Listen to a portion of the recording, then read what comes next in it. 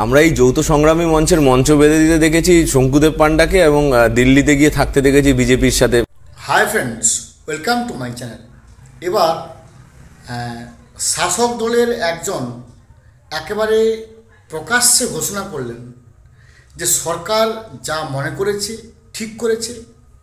সরকার মনে করেছে যে এই সমস্ত জনমুখী বা প্রকল্প অর্থাৎ 500, 1000 বা আর যে সমস্ত পরিকল্পনাগুলো আছে ওই সমস্ত পরিকল্পনা দিয়ে জনমুখী করে মানুষের হাতে টাকা দিতে, কিন্তু দিয়ে না দিয়ে মানুষকে খুশি করা, এইটা হচ্ছে সরকারের কাজ এবং সরকার যা করেছে ঠিক করেছে।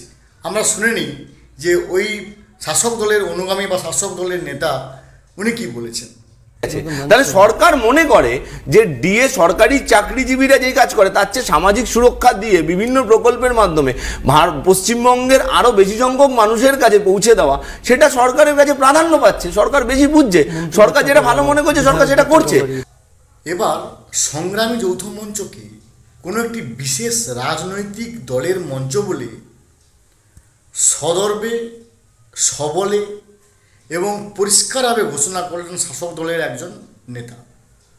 উনি পরিষ্কার বললেন যে এই সংগ্রামী যৌথ মঞ্চ যখন এখানে মঞ্চ প্রতিষ্ঠা হয়, সেই মঞ্চ কে তৈরি করেছিলেন, মঞ্চ তৈরি করার সময় কারা কারা ছিলেন, বা দিল্লিতে যখন এই সংগ্রামী যৌথ মঞ্চ গিয়েছিলেন তখন সেখানে কোথায় ছিলেন, কিভাবে ছিলেন, কোন কোন জায়গায় ছিলেন এবং সেগুলো কোন পার্টির কোন অনুগামী তিনি একেবারে পরিষ্কার করে বললেন। অর্থাৎ ধারে ধারে তিনি এইটা বোঝাতে চাচ্ছেন যে সংগ্রামী যৌথ মঞ্চ কোনো একটি নির্দিষ্ট রাজনৈতিক দলের বলে তিনি স্ট্যাম্প মারছেন। আসুন আমরা শুনে নিই উনি জাস্ট এই বিষয়ে কী বলেছেন।